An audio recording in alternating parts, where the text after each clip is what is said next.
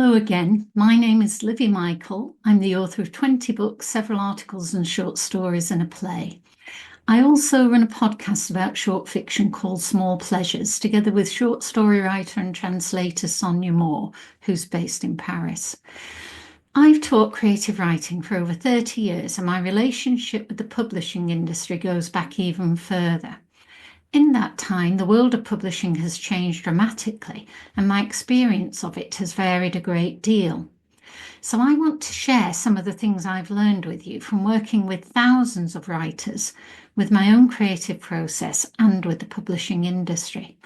I've come across many people who've had difficulties of one kind or another with the publishing world, and this series is primarily aimed at them and at you, if you are one of those people. This episode focuses on how to recover from the frustration, depression, writer's block, etc. that can result from your interactions with the publishing world. The whole experience of publishing is great when it's going well, but what if it isn't? What if you finish your novel, poetry collection or short story collection that you've been working on for years? You've poured your heart and soul into it, but unfortunately, no one wants it. Either you or your agent have sent it to everyone you can think of, but no one accepts it. Sometimes publishers don't even respond. You just gather eventually, after a long silence, that it wasn't for them. Sometimes it will come back with a standard message, not for us at this time, and sometimes with such fulsome praise that you can't believe they don't want it, but it's still a rejection. This can happen to established writers. I've got a friend who was once a best-selling author, but he just couldn't place his latest book. Editors and other readers were unanimous in their praise. The new work was strikingly original, distinctive, compelling, but still they just couldn't sell it. How baffling is that? Apparently he'd written a wonderful novel, but for reasons that were never fully explained, no one would take it on. If this has happened to you, it could be that the marketing team has looked at your track record of sales and decided against publishing your latest book, or they have allocated the budget to some celebrity. You're unlikely to find out. Publishing is never fully transparent. And the problem is that despite all the plaudits, you may be left with the feeling that it just wasn't good enough. What do you do? There are, of course, a number of options. If you've only tried mainstream publishing, you can try the independents. Many independent publishers are nothing less than heroic in their dedication to publishing quality books. They're up against stiff competition and subject to many economic pressures, especially since Brexit. Some of them essentially consist of one person who does all the work. Some have caved under financial pressure and disappeared entirely. Also, it has to be said that it is possible to have a bad experience with an independent publishing house. This is not to say you shouldn't try them. Some of my most rewarding experiences have been with independent publishers. It's great to be with a small team who really like your work. This is how publishing used to operate. They may only sell a few hundred copies of your book, but now, as we know, that's a few hundred more than mainstream corporate publishers are likely to sell. There are other avenues, from digital-first publishing, which seems to excel at sales, to crowdfunding, subscription publishing, cooperative publishing, and self-publishing. There used to be a stigma attached to self-publishing, but less so now that the quality of what is published by corporate publishing houses varies so widely. Good, bad, and indifferent books are being published by mainstream publishers, independents, and by individual authors. If you are going to self-publish, then my top tip would be to invest in it so that your book is properly proofread and formatted and looks professional. If you're going to try the independent publishing houses, then I suggest investing in a good guide, like the Mslexia Indie Press Guide, which not only lists the independent presses, but actually reviews them so you can find the best ones to try. If you're working without an agent, consider joining the Society of Authors, whose excellent legal department will read your contract for you and offer advice. However, the inherent danger with all these alternatives is similar to the dangers of traditional publishing, that they shift your attention away from your writing and towards promotion, marketing, sales, reviews. The insidious and corrosive after effects of publishing your work can come between you and your writing. Every time you hear about someone else's success, it adds to your pain and frustration. Why not you? Every time you feel an impulse to write, it's blocked by thoughts such as no one will want it, so what's the use?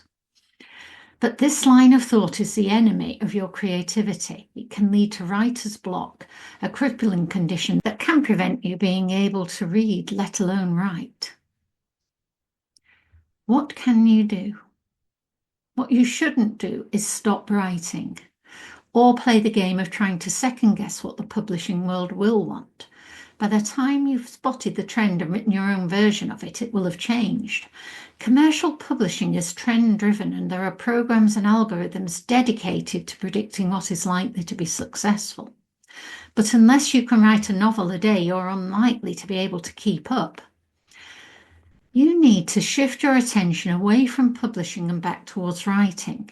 You need to get back to the beginner's mind, a concept from Zen Buddhism which I find very relevant to writing.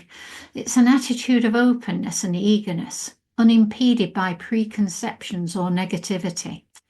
In other words, you need to get back to the source, which is your own creativity, for the sake of your own mental health. You may be lucky enough to have more than one creative gift, such as music or art, that you can turn to when feeling blocked with your writing. If, like me, however, writing is your main, not to say only talent, then it can be good to try a different kind of writing from your usual one, just to give yourself a creative challenge. When I entered my long phase of being rejected by all the publishing houses, I had to diversify. I couldn't carry on writing novels because I'd already written 3 that no one would take. I started to write reviews of other people's work. It was really useful to take more time over reading again and consider what I liked or didn't like in detail. Some of the most outstanding writing I reviewed was in the short form. Partly as a result of this, I started a podcast with a friend, Sonia Moore, which is called Small Pleasures. And that was a way of discussing what I meant by great literature, and a way of appreciating other writers rather than bemoaning the fact that I couldn't get my own work published. I did, in fact, start to write and publish a few of my own short stories in various magazines. Then I was asked to write an academic article for a book in commemoration of a friend of mine, a German professor who had dedicated his academic life to the study of working class and socialist writing. I chose to write about 2 authors I greatly admire, Tessa Hadley and Lewis Grassic Gibbon. Also during this period, I co-wrote a play with another friend and had the memorable experience of seeing it put on locally to packed audiences. I joined 2 writing groups because it kept me writing and allowed me to exchange feedback with my peers. Both these groups are invaluable to me because I know I can't see my own writing objectively or experience it as a reader would. Finally, I wrote another novel, Reservoir, which was published in 2023 by an independent publisher, Salt. This may sound like a happy ending, but in fact I'm still writing with no guarantee of publication. For all I know, I could have many more years of rejections ahead of me. I don't think I will be as unhappy about it this time, however. I can say now that this period of my life has been very rewarding, and I'm actually glad to have experienced it, because it taught me to value my creative gift for its own sake, as an adventure and an exploration, and something that keeps me absorbed, as well as putting me in touch with the mystery of creativity. And as I mentioned in an earlier episode, it was during this time that I finally began to believe in myself as a writer. Also in this period, I was made programme leader of the MA in Publishing at the university where I worked. This taught me to see the publishing world in a wholly different light. I've worked with many wonderful people in publishing, but from the writer's point of view, it remains an unreliable and unpredictable industry. What I learned as program leader taught me not to invest too much in it or to believe in its evaluation of me. It also taught me to see realistically what the industry can and cannot do for writers. With any luck, commercial publishing will offer you the thrill of a beautifully produced book, professionally edited, formatted, bound and illustrated if necessary. It will, in theory, distribute and sell that book. However, frequently this part of the process is disappointing, and writers feel that they have to promote and sell their own work. I've said more about this in the episode on industry. Having a book published can also be an introduction to a number of other opportunities, from teaching to writing retreats and funding. There are several different grants and awards that published writers can apply for. So that's what being published can offer. It's not to be sniffed at. However, partly due to the business model the industry has adopted, it can't guarantee you an income, literary acclaim, status, or a lifelong career as a professional writer. It can't boost your self-esteem in a permanent way. It's just as likely to damage it beyond all recognition. Now, I'm not saying you should forget about the publishing industry. I hope I've made that clear in these episodes. One way or another, the industry is invaluable to writers. But I believe that recovery from the frustration and depression that can result from your interaction with it is a two-stage process, and the first part is learning to see it realistically, what the publishing world can and can't do for you. If you feel that your relationship with it has gone wrong, the chances are that the reasons will have nothing to do with you, but with changes, especially changes of policy within the world itself. I've explored some of these in other episodes. It's not easy to see the publishing industry clearly, partly because it's not transparent, but also because people view it through the lens of their own dreams and illusions. It might be said that the publishing industry fosters these illusions. The stories we hear, for instance, are of radical success, like J.K. Rowling's. We don't hear about the innumerable, invisible writers quietly toiling away and getting nowhere. But I believe that it is really important to see the industry clearly and pragmatically, and I hope some of the things I've said in these episodes will help with that. Save your dreams for your writing. You will suffer as long as you believe in the illusions and remain attached to them. Perhaps you really thought that being a writer would bring you fame and fortune and everything you'd ever dreamed of. Or validation, at least. Now you're wondering why you're still invisible, or, more to the point, your books are. You might blame your publicist, agent, editor, or the whole publishing corporation, but the chances are that secretly you're also blaming yourself. Perhaps you just don't have what it takes. If this sounds like you, then perhaps you need to ask yourself why you want to publish your work in the first place. If the answer is money, read the statistics. You're entering an industry where year on year your income is likely to fall. You might actually earn more money from a paper round than from writing. If the answer is validation and you think being published will validate you, will having your work rejected invalidate you? Ask yourself what validation means to you. Perhaps make a short list. Are all of the items on the list dependent on publishing your work? Are they achievable in another way? Now, I've said that recovery is a two-stage process, and the second part is learning to appreciate and value your creative gift, whether the commercial world values it or not. And that's really the main argument of this series. I suggest you make another list of all the things you get out of writing besides publishing. These might include the sense of engagement and absorption, the people you meet, the events you attend, travel or research. Writing will always be there for you if you allow it to be. You will always be able to enter the mystery of the creative process. How much narrower would your life be without it? Imagine that writing and publishing are two ends of a seesaw. When you're feeling anxious, depressed, or insecure, it's probably because you've put too much weight on the publishing end. You need to redress the balance and put the weight back on the writing end. I believe that writing itself is the most important defense against the ups and downs of publishing, the highs and lows, the knockbacks and rejections.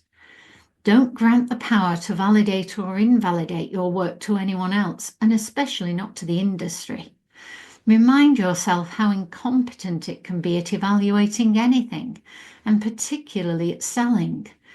Remind yourself that this is not an industry that has any interest in fulfilling your dreams. The only real fulfillment lies in the writing itself. Now, let's say you have been putting too much emphasis or weight on the publishing end of the seesaw, and now you're feeling blocked. What can you do to unblock yourself? Well, this is old advice, but very effective. Keep a notebook by your bed and write first thing in the morning or last thing at night, when your critical brain hasn't fully kicked in. Write fast without correcting yourself. It doesn't need to be for long, a couple of minutes will do, but you're aiming to keep up a flow of writing without negative thoughts such as, it's no good, no one will want it, why am I bothering, creeping in. I still use this message to kickstart a project or when I'm feeling stuck in the middle of a novel. And I timetable my day so that I always write creatively before any other kind of writing, such as academic articles or reviews. This means I give it precedence in my mind. You might also pay some attention to your actual writing space. Think about the Japanese idea of fusui, creating harmony in your environment. Make it comfortable. Beautify it in some small way, flowers, cushions, etc. Get your favorite drink, some snacks, turn off the phone, and finally write or read for as long as you want. Don't force it. 10 minutes will do as well as 2 hours. The point is to enjoy it. Try writing about something completely ordinary, some small and overlooked object in your room perhaps. Pick it up, close your eyes and touch or smell it. Sense its temperature, how it responds to your touch. Try writing about it for a full page. Iris Murdoch once said that it's the small, ordinary things that are the hardest to write about. So this should be a challenge, but an enjoyable one. Take notes when you're out somewhere. Really observe what you see or hear. Only you can observe in your own particular way. That's your job as a writer, to record your own unique conscious awareness. Don't try to do too much. Start small and the chances are it will build. At the end of the day, have you managed a line or a sentence to record an idea or observation without the crippling awareness of the publishing world or anyone else? Have you managed to enjoy doing it? If so, congratulate yourself. You're on the road to recovery, to journeying back to the source. This is Livi Michael saying goodbye for now and wishing you happiness on your writing journey. Since recording this episode, I'm delighted to say that Salt, the publishers of my last novel Reservoir, have accepted my new novel, Elizabeth and Ruth, which is about Elizabeth Gaskell. I wrote this book with no idea about whether it would be published or not, so obviously I'm very happy and grateful. But also, this reinforces my belief that if you value your gift, your creativity for its own sake, it will find its own way and take you where you need to go. So keep at it, and once again, happy writing.